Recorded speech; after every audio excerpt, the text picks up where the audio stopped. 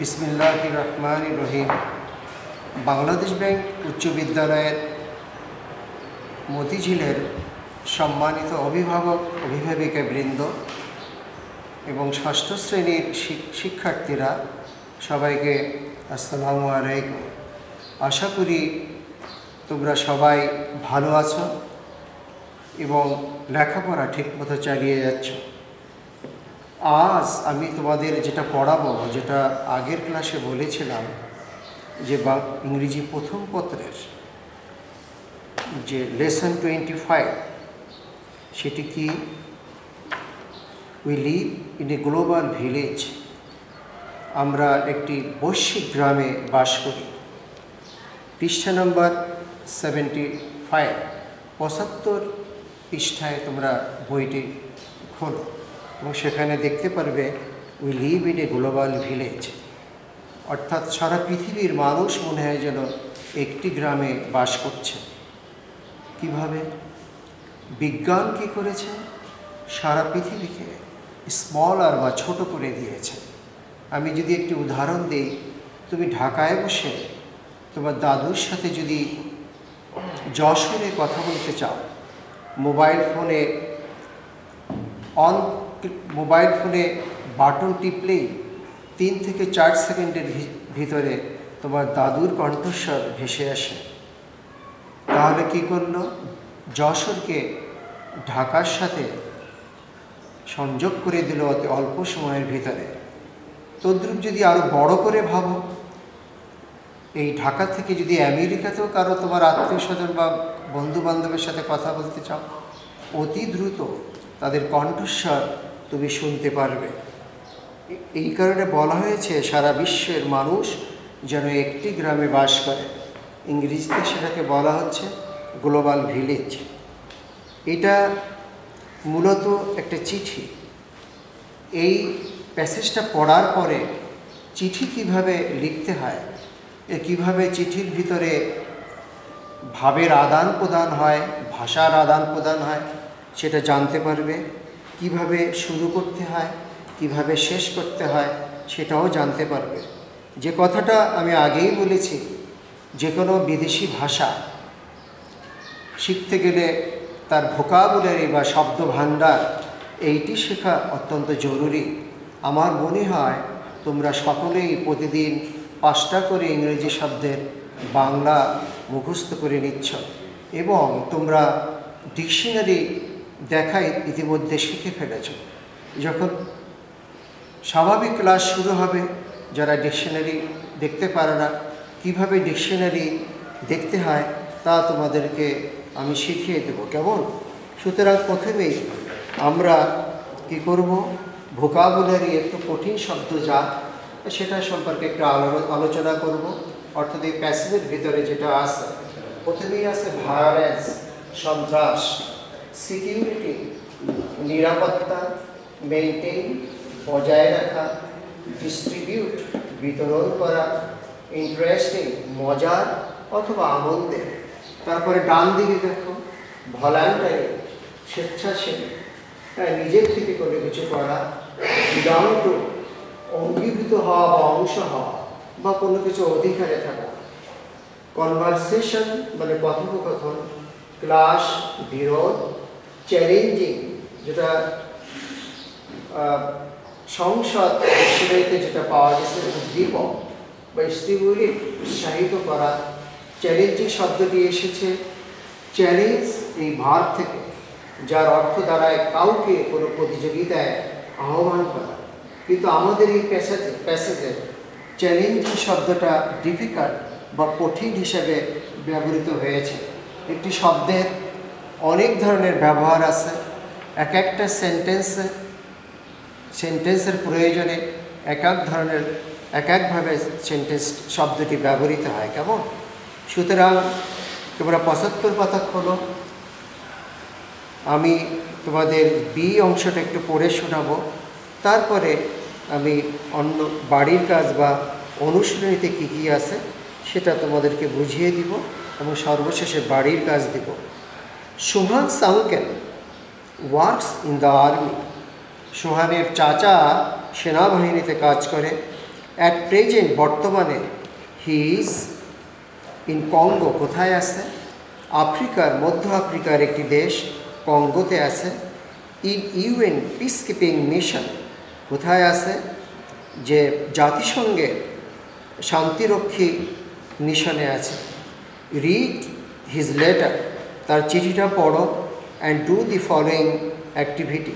চিঠিটা পড়ার পরে নিচের কার্যক্রম বা কার্যাবলীগুলি তোমরা করো। প্রথমেই দেখো চিঠি কীভাবে লিখতে হয়।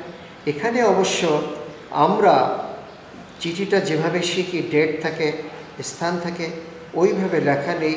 কিছু কিছু জায়গায় ব্যত্যয় ঘটেছে বা শূন্যতা আছে, যেটি আমরা আমাদের রীতিমতো ক্লাসে তোমাদেরকে শিখিয়ে দেওয়া হবে। বলা হচ্ছে ডিয়ার সোহান, বলছে চাচা তার ভাতিজাকে চিঠি লিখছে। ডিয়ার সোহান, প্রিয় Sohan, I got your letter 2 days ago। 2 দিন আগে আমি তোমার চিঠি পেয়েছি। But I was very busy here.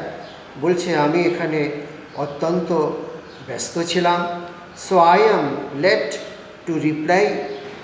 সুতরাং আমি তোমাকে উত্তর দিতে আমার দেরি হয়ে গেল বা দেরি হলো। Congo is a central African country. Congo কি? একটি মধ্য আফ্রিকার একটি দেশ। There is violence. কী আছে সেখানে? সন্ত্রাস আছে। Among political groups. বিভিন্ন রাজনৈতিক দলের ভিতরে হানাহানি বা মারামারি বা সন্ত্রাস আছে। So our life here is very challenging. সুতরাং আমাদের জীবন এখানে অত্যন্ত কঠিন বা challenging. We maintain peace and security. আমরা কি বজায় রাখি এখানে?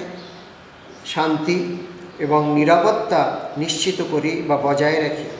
ও ডিস্ট্রিবিউট। আমরা কি বিলি করি বা মানুষকে কি দেই? ফুড, খাদ্য দেই। ওয়াটার, পানি দেই। মেডিসিন, ঔষধ দিই। টু পিপুল, জনসাধারণকে এগুলি আমরা দেই। উই সামটাইমস, মাঝে মাঝে। এখানে সামটাইমস মানে মাঝে মাঝে। যদি কখনো সামটাইম হয়, শব্দটা এস না থাকে, সেটা হবে ভূতপূর্ব। সেটি কি? পূর্বে ছিল, এখন নেই। এটাকে বলে ভূতপূর্ব বা সামটাইম। আর যখন এজ যোগ হবে সামটাইমস, তখন সেটা মাঝে মাঝে হবে। We sometimes build houses. আমরা মাঝে মাঝে বাড়িঘর তৈরি করে দিই ফর দেম, তাদের জন্য। We also teach children in a small schools. ছোটো ছোটো বিদ্যালয়ে আমরা শিশুদেরকে শেখাই। এর পরের প্যারা দেখো কি বলছে। Last week I met an interesting young man here. গত সপ্তাহে আমি একজন অত্যন্ত মজার মানুষের সাথে এখানে আমার সাক্ষাৎ ঘটেছে বা দেখা হয়েছে। His name is Gurmit Singh. তার নাম কি?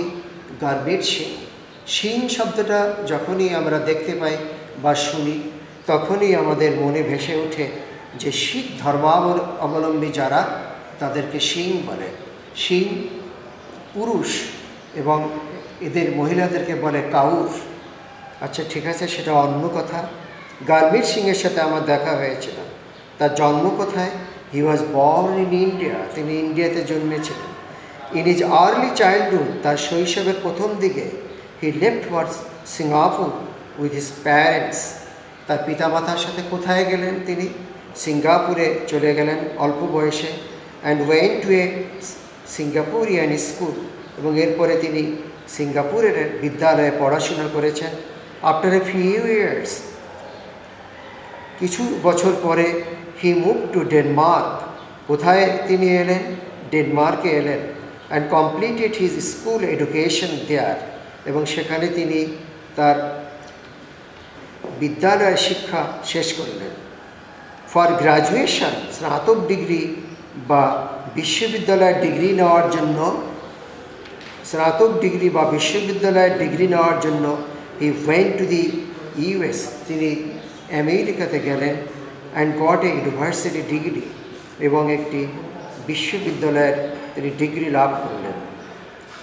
দেন he left for the UK. এরপরে তিনি ইউনাইটেড কিংডমে গেলেন, বা যেটাকে আমরা ব্রিটেন বলি। And completed his master degree there. এবং সেখানে তিনি তার মাস্টার ডিগ্রি বা MA ডিগ্রি লাভ করলেন। একটা জিনিস নিশ্চয়ই খেয়াল করেছ যে শিক্ষার জন্য গরমিত সিং পৃথিবীর বিভিন্ন দেশে গিয়েছেন। কেমন বিভিন্ন দেশে গিয়েছেন, কিন্তু তার শিক্ষা তিনি সমাপ্ত করেছেন। Gurmit came to Congo to work for a voluntary organisation. Gurmit কোথায় এলেন? কঙ্গোতে এলেন একটা স্বেচ্ছাসেবী প্রতিষ্ঠানে কাজ করার জন্য। His main job is to look after children's education in a community school. একটা কমিউনিটি বিদ্যালয়ে শিক্ষকদের বাচ্চাদেরকে পড়ানো, এইটাই তার মূল কাজ ছিল। He belongs to a group of 10 workers. আর তিনি কতজনের ভিতরে ছিলেন? 10 জন কর্মীর ভিতরে তিনি ছিলেন। They all came from different countries. তারা সকলে এসছে কোত্থেকে? পৃথিবীর বিভিন্ন দেশ থেকে। হি ইজ এ নাইস ফেলো, তিনি একজন চমৎকার মানুষ। As a good friend of hours, এবং আমাদের একটি খুব ভালো বন্ধু। উই কল হিম, আমরা তাকে ডাকি, কি ডাকি? মিস্টার গ্লোবাল সিটিজেন, বিশ্ব নাগরিক বলে তাকে ডাকি। I am writing below the conversation I had with him the other day. আমি নিচে লিখছি, কি লিখছি? যে তার সাথে যে কথাগুলি আমার হয়েছে সেটা আমি লিখছি। অন্যদিন যে কথা হয়েছে নিচে লিখছি।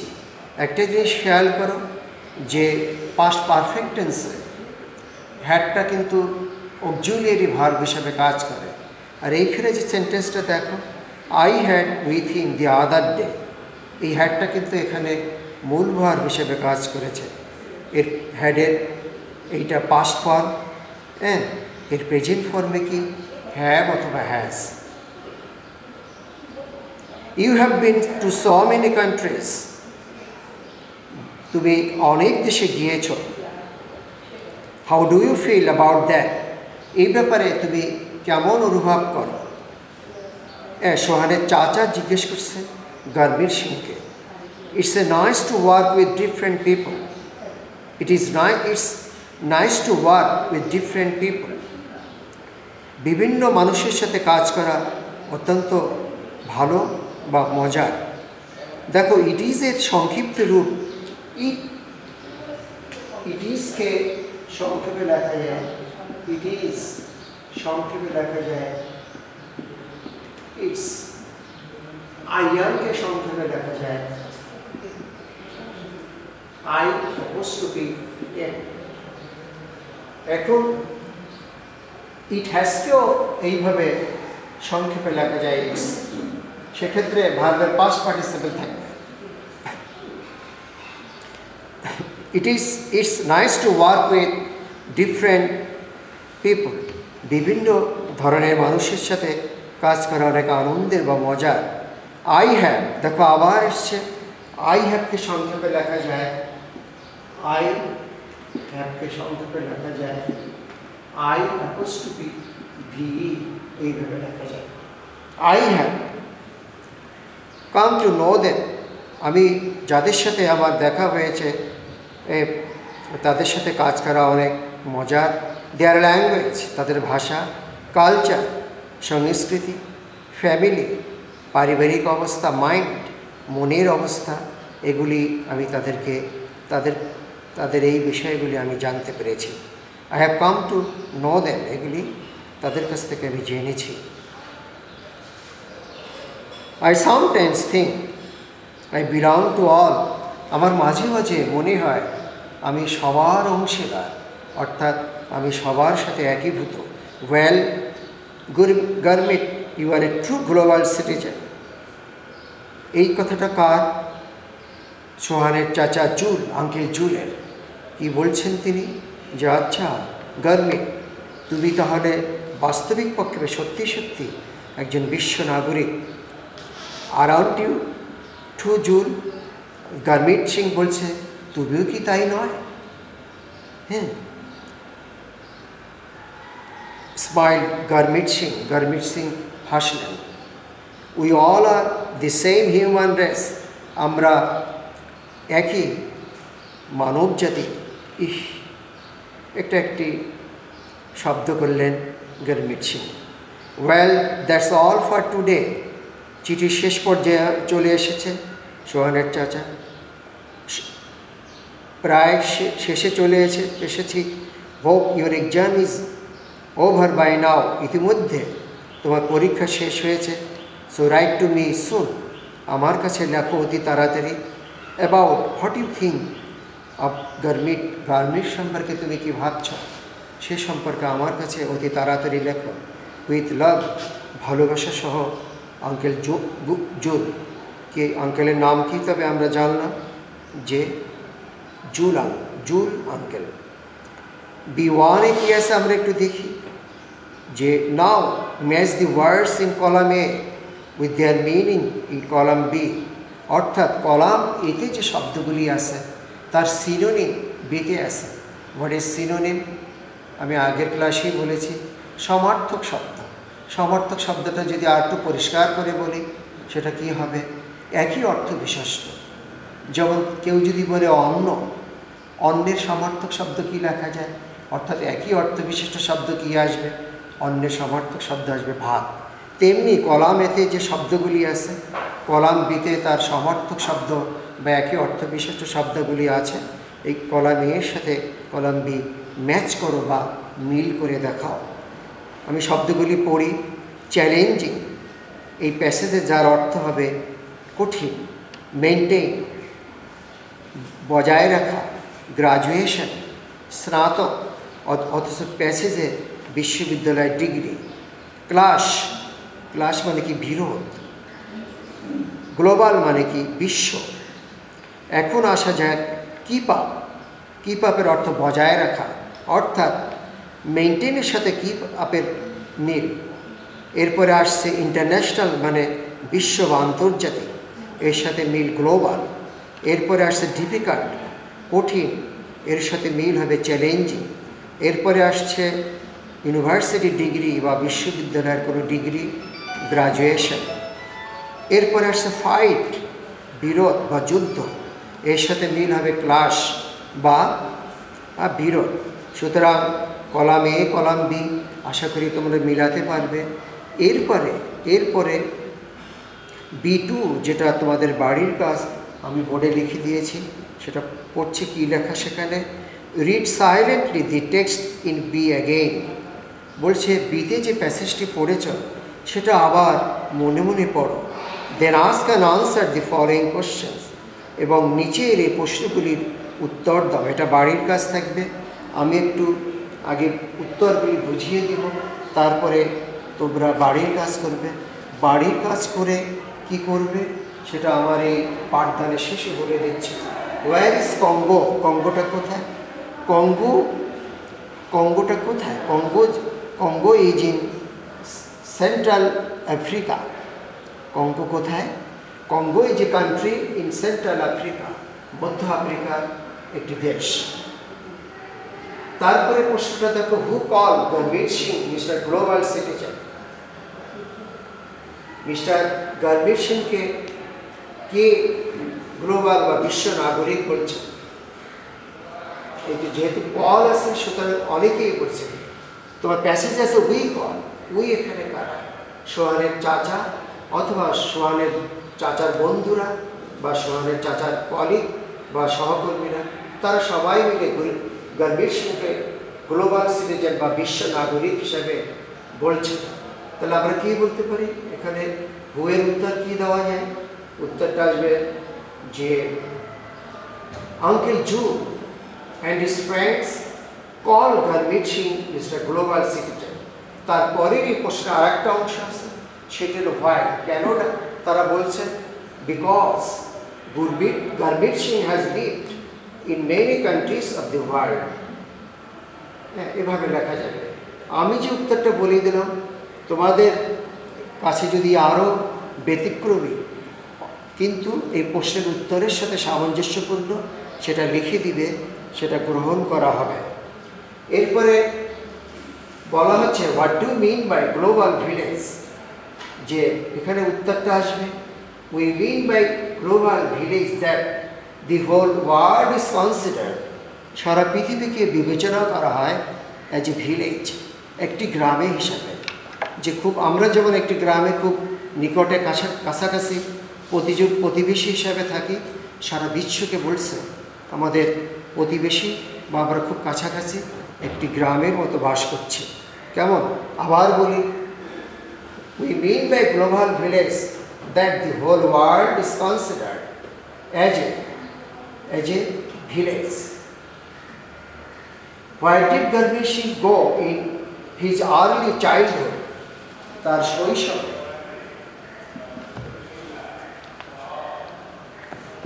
গারবীর সিং তার শৈশবের শুরুতে কোথায় গিয়েছিলেন? Garbhir Singh in his early childhood, Garbhir Singh left for Singapore with his parents and went to a Singaporean school. তোমরা প্যাসেজের ভিতরে উত্তরটা আছে চিঠির দ্বিতীয় প্যারাতে, যে আবার বলি ইন হিজ আর্লি চাইল্ডহুড, তার অতি শৈশবের শুরুতে, হি লেফট ফর সিঙ্গাপুর, তিনি সিঙ্গাপুরে গিয়েছিলেন with his parents and went to A Singaporean school, তার পিতামাতার সাথে সিঙ্গাপুরে গিয়েছিলেন এবং সেখানে একটি সিঙ্গাপুরের স্কুলে পড়াশোনা করেছিলেন। তারপরে 5 নম্বরে দেখো, why did Garbir came to Congo? Garbir কেন কঙ্গোতে এসেছিলেন? এটার উত্তরও তৃতীয় প্যারায় আছে। কি সেটা? Garbir came to Congo to work for a voluntary organisation. হ্যাঁ, Garbir came to Congo to work for a voluntary organisation. Garbir কঙ্গোতে এসেছিলেন একটি স্বেচ্ছাসেবী সংস্থায় কাজ করার জন্য। মোটামুটি প্রশ্নের উত্তরগুলি বলে দিলাম। এটাই বাড়ির কাজ, হোমওয়ার্ক আমি লিখে দিয়েছি। তোমরা হোমওয়ার্কটা খাতায় করে আমার এই ভিডিও দেখার 2 দিনের মধ্যে ইউটিউবে গিয়ে বাংলাদেশ ব্যাংক উচ্চ বিদ্যালয়ের পেজে, বাংলাদেশ ব্যাংক উচ্চ বিদ্যালয়ের পেজে, ওইখানে আমার এই ভিডিওর কমেন্টসে গিয়ে তোমরা তোমাদের বাড়ির কাজে ছবি তুলে সেই বাড়ির কাজের উপরে নাম, রোল, শাখা লিখে ছবিটা 2 দিনের ভিতরে আপলোড করে দিবে এবং আমি খুশি হব। আমি জানি তোমরা আমার এই ক্লাসে সাড়া দিচ্ছ, আরও সাড়া যাতে দাও সেটা আশা করি। সবাই ভালো থেকো, সুস্থ থেকো। আল্লাহ হাফেজ।